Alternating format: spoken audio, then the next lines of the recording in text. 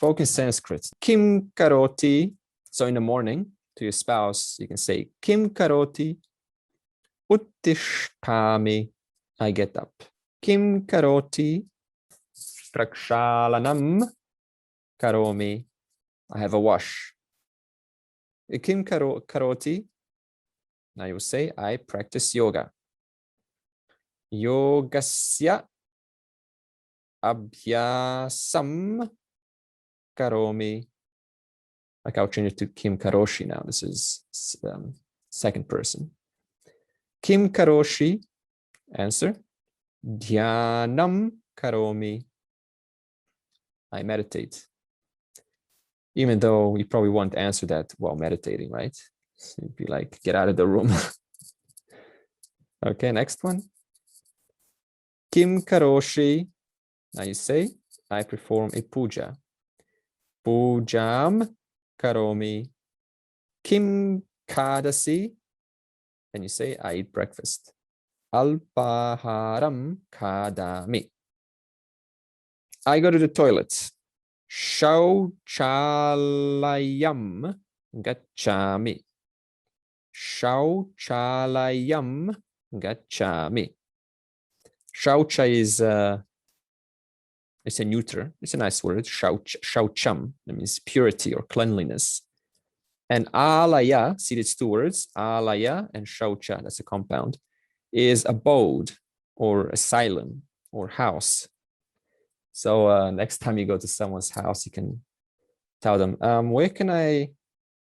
where is your purification asylum? Where's your abode of cleanliness? I leave the house. Grahat agacchami. Kim karoshi? Karyam karomi. Karyam means work. That means I do work. I eat lunch. Kaha kadasi. Madhyahna bhojanam kadami.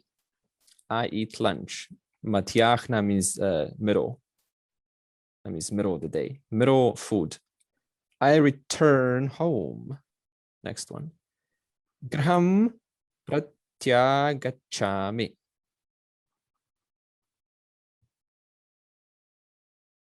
So what is this? Prati plus agachami. Therefore, a and e sandhi pratyagachami. Kim kadasi ratri bhojanam kadami.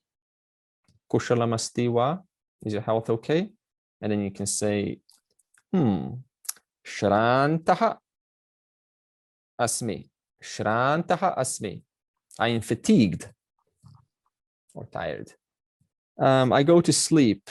Kim karoshi shayanam karomi. I have a dream. Swapnam pashyami. That means I see a dream. How do you say I saw a dream? Swapnam apashyam. Good. I'm sorry, you asked instead of Kim karoti, you said karoshi. When do you use karoshi? Good. Okay, so here's a rule. If you have any vowel except a and a, immediately before this will change into a sh. That's why we have nare shu. Yeah. Right. Okay. Sena su. Yeah. Yeah. Okay. So is this internal sandhi? This is internal sandhi. Yeah. So in the future, now you know why is it nare shu, sena su, asma su, e sh, I sh, u sh, a s, a s. See the difference? All right. So knowledge or kingship. Vidvatwam. Whenever you see the word twam, which you will see often, it has a sense of condition or state. In other words, the condition of a vidwa. What is a vidwa? Vidvat. It is a wise person. So condition or the state of a wise person. So if you look up vidvats or vidvat in the dictionary, you will literally see an intelligent, knowledgeable person. So therefore, plus twam equals the state of such a person. So vidvatwam, repeat, vidvatwam, vidvatwam. Vidva tvam cha nirpa tvam. Okay, if nirpa means king, then what would nirpa tvam mean? Condition of the king. Yeah, good. So it's Kingship. in other good. So in other words, it just follows the same rule. Vidva tvam cha nirpa tvam cha. In other words, the condition of a wise person and the condition of a king, as Michael said, naiva. If you kind of look at this, is this a word in a dictionary? No, it is na eva. That's sandhi there. Na eva. Eva means certainly or truly. So condition of a wise person and condition of a king is truly not, right? Or certainly not. Tuliam means equal or not comparable. So this is a neuter. Tuliam means comparable. Certainly not comparable. Kadachana, this is an indeclinable. Not comparable ever. This literally means ever. If you look up kadachana, ever. That means always. But because it's not kadachana, means never, right? So let's do a direct translation of this first line. Follow along, please. State of a wise person and state of a king, certainly not comparable ever. In other words, now you can rephrase. The state of a wise person and the state of a king is certainly not comparable. And then why? The answer is, next line, swadeshe. Swadharma always mean, the word swa means own, that means your own. Deshe, deshaha means place. Swade, we use deshaha somewhere else in the verse. So own place, pujyate, this gives it away. What is pujyate? It is certainly a atmanepada because you got the te, right? Bhashate. So pujyate is means is honored. It's a passive. This is, we will learn later. Passive. This is not a present tense. It's called a passive.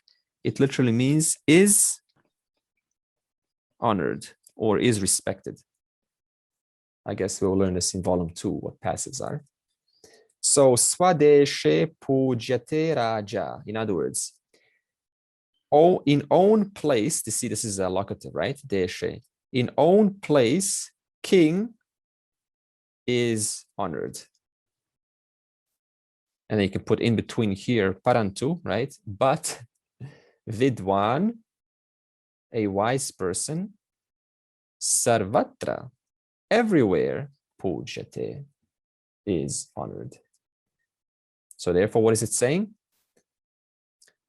In own place, king is honored.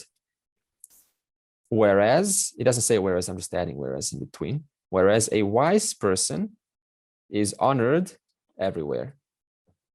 Vidvat tvam cha nirpat tvam cha naivatulyam kadachana swadeshe pujyate raja. Swadeshe pujyate raja. Vidwan sarvatra pujyate. Vidvatvam cha nirpatvam cha naivatulyam kadachana swadeshe pujyate raja. Vidwan sarvatra pujyate. Chapter 16. We will learn about sandhi rules for final n. We will learn nouns in an, atman, brahman, karman, rajan, naman. Imperfect for us, so asi, asmi, right? Now we'll say I was instead of I am. He was instead of he is. And dvandva compound. Welcome to real life Sanskrit. Cannot understand Bhagavad Gita without compounds. So we're now entering the a new level of Sanskrit. And nouns in an. Okay, so page 205 we will skip because it's just a repetition of everything you learned on page 126. It's basically that Sandhi chart of that T, N, M, and then you got that nice column of what goes where. Let's just revise some N Sandhi. This is page 206 now. The uncommon one is Naran and then Ta with a retroflex because few words begin with Ta. Right? Hardly any words. Therefore, this is uncommon, this version. However, what is very common is Naran Tatra, because a lot of words end with N and a lot of words begin with T. So when N plus T join, then this N changes into a, see this? N cross out, and we replaced it with Mis, Anusvara S. So N into Mis, N into Mis. How do you write this Mis? Well, here it is. M and then S. Right? That's a S attached onto a T. Right? Naran, Tatra. So this N, it disappeared. And all we did was added a Anusvara, and we added a S onto the T. That's all we did. How will you pronounce it though? Narams Tatra. Narams Tatra. Okay. Okay, I'll slow down. Narams Tatra. So this ms.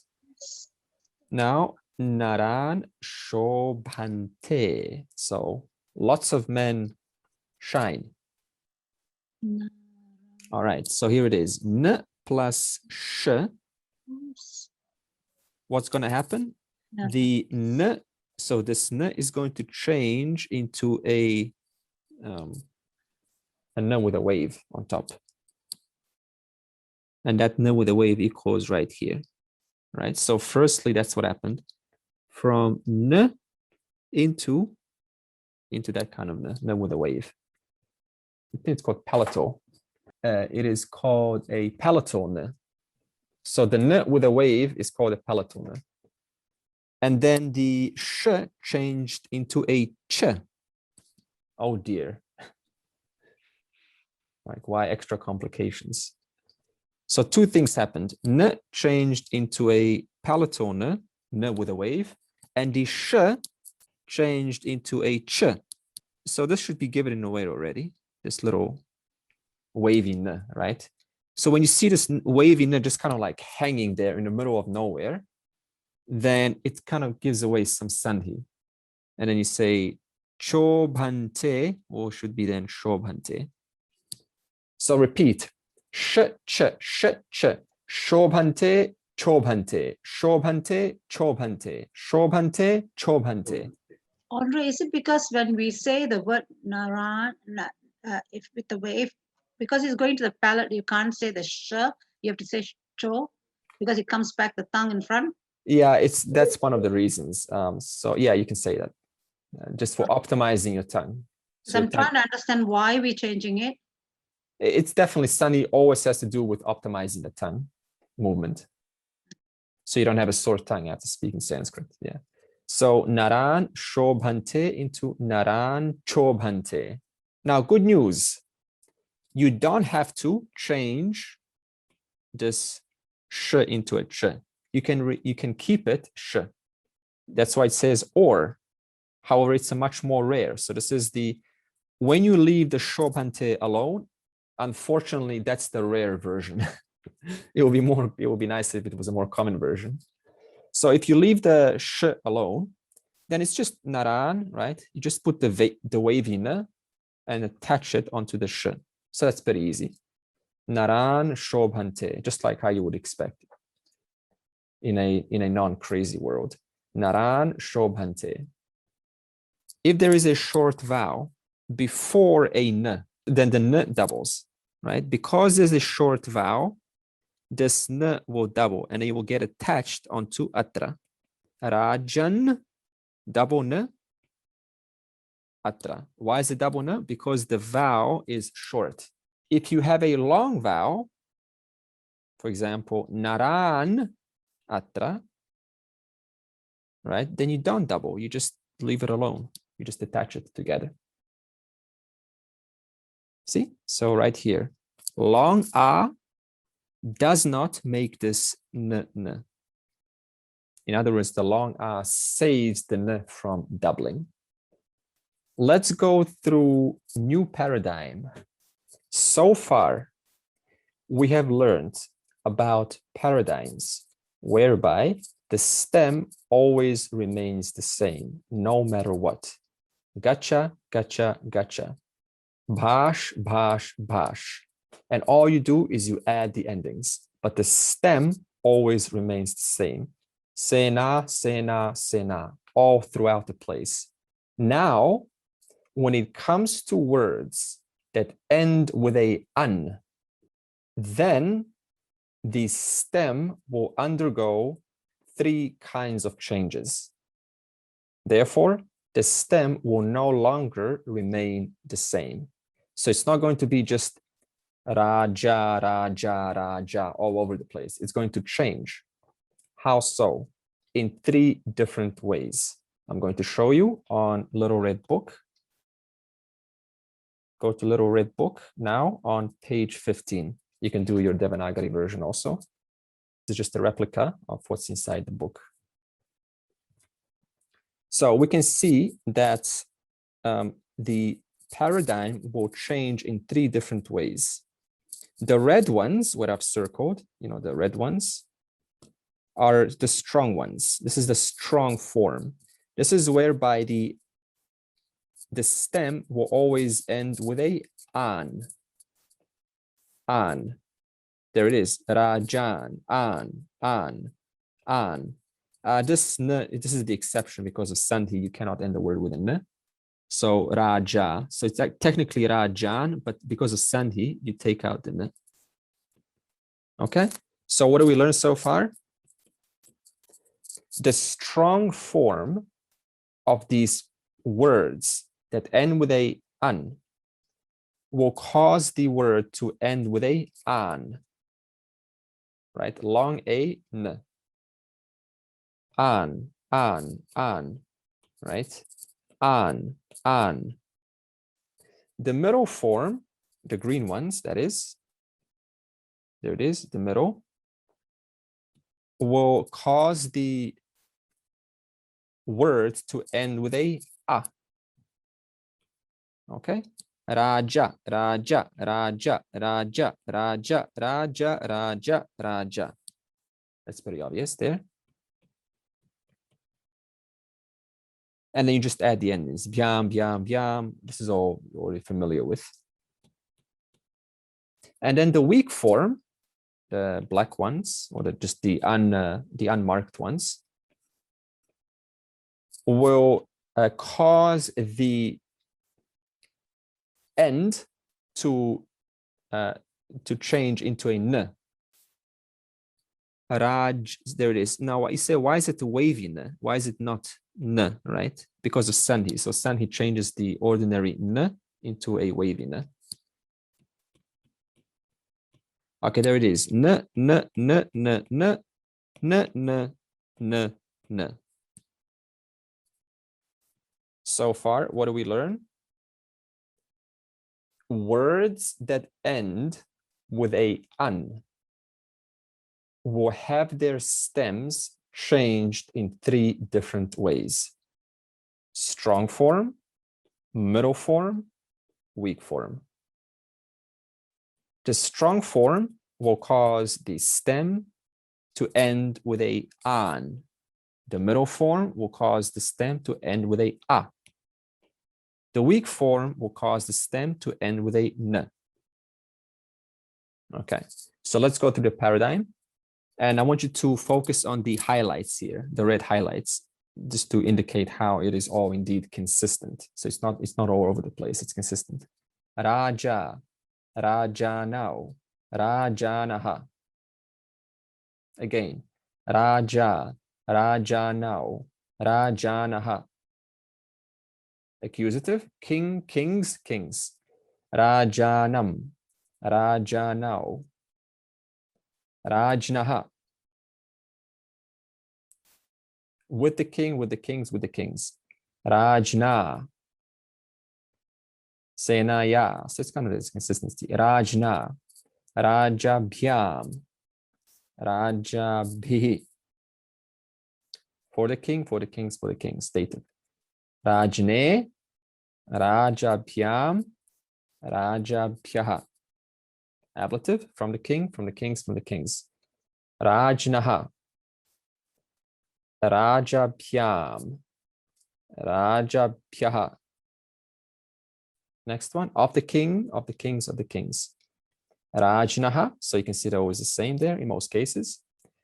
Rajnaha, Rajnoho, Rajnam. On the king, on the kings, on the kings. Rajni, or the alternative form, which is not that common. Rajni or Rajani, Rajni or Rajani. Rajnoho, you will notice that the genitive and the locative duo will always be this oho. Rajnoho, Rajasu, Rajasu. You see, it's not shu because there's an a there, as I just said at the beginning. That's why it's not shu.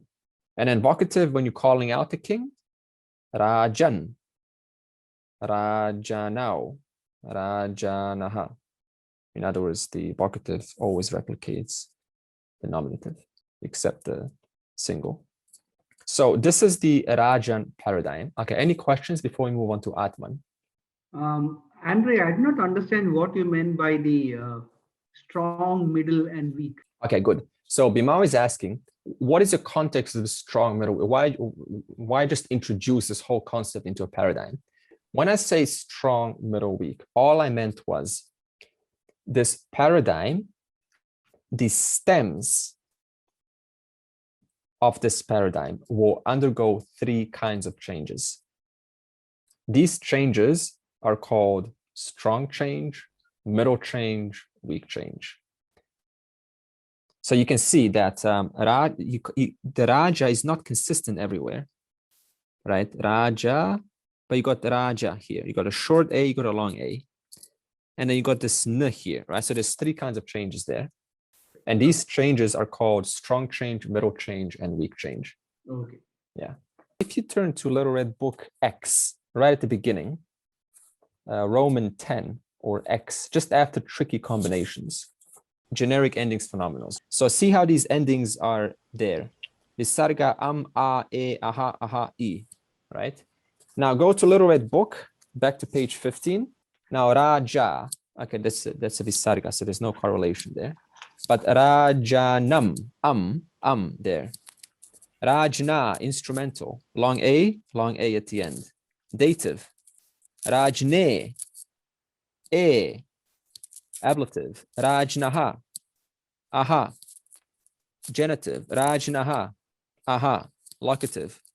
Rajni, E. You see how there's the sameness there? So everything's the same. Now, how about dual? Let's focus on dual. Andre, just before you go to dual, Yeah. the first one, nominative, why can't it be Rajaha, the H coming in there? Why is it just Raja? Because it's a new paradigm, because the stem is an an and not a, like Okay. nara. This is Rajan. Okay. Therefore, the paradigm changes. Now look at the dual and then go back to Raja. So Raja now, ow. Raja now, ow. Raja pyam, Raja pyam, Raja pyam, pyam, pyam, pyam. Raja, Rajnoho, oho. Rajnau, ow. And then go to the plurals of Raja. Rajnaha, Rajnaha, Raja bihi, byaha, byaha. Rajanam, oh, that's actually a long a. So Rajnam, Rajnasu, su. So this is why I say the Rajna is basically 99% generic paradigm. So what did I just teach us?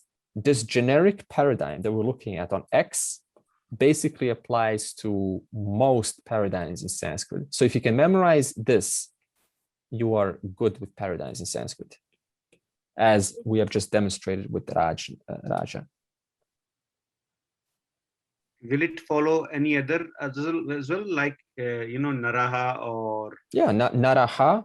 Okay, I have to do that. Naraha, Naram. Not really with the A. It's like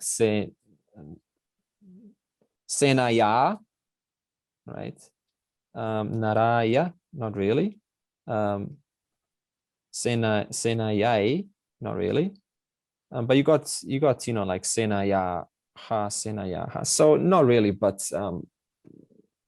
So this right. will mainly be for the un endings. Yeah, but for many more paradigms that are yet to come, it will also be true there. Not necessarily for Nara, as you can see. Okay, let me go back to this. And okay, finally, before closing, let's look at Atma. Atma is in the next page, page 16. Same principle applies. Because it ends with an an, it's going to have three kinds of changes: strong change, middle change, weak change. However, Atman is a slightly irregular word. So point one, it still follows exactly the same rules as Rajan. However, for the weak form,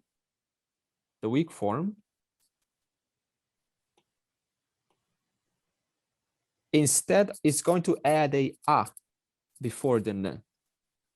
See how the blue ones, see the blue, blue, blue, blue, blue, blue, blue. In other words, in Rajan, see there's no in between, right? There's no But in the Atman, for the weak forms, there's a in between, all across. So this is the only difference. So Atman gets a before the n in the weak forms. Now you're going to say why, right? Why is Atman a little bit different? Because you cannot pronounce Atman, Atmana. Try that. Atmana. Say Atmana versus Atmana. It doesn't make sense, does it? There's something incorrect there. Say Atmanoho versus Atmanoho. Atmanoho versus Atmanoho. So Atman, therefore, the only difference with Atman is you add a in the weak forms. So Andre, is there any other word with the same ending? And if they come, which one we should follow, whether Rajan or Atman? Yeah, Sankosha app will tell you if you have some trouble. You just type in Atman into Sankosha or Brahman, or you've got also on page 17, Karman. Now Karman, or for example, Karman, that's a common word. Karman or Naman. So go to page 17, please, of Little Red Book. There it is. This is the neuter. The neuter follows the exact same paradigm as the masculine. We just learned that masculine is on page 15. So Rajan is masculine, Atman is masculine, and Naman is neuter. There's no feminine paradigm for an. But in Naman, they have the MN, so instrumental is Namna. Yeah, exactly. Why so is it not Namana? Good. So you can see that there is no in between there for the weak form. However, for Karman, there is an Karman. So this means karmane. See this see this how I've added? So this means your question is now, how do you know? You can use the Sankosha app just to verify.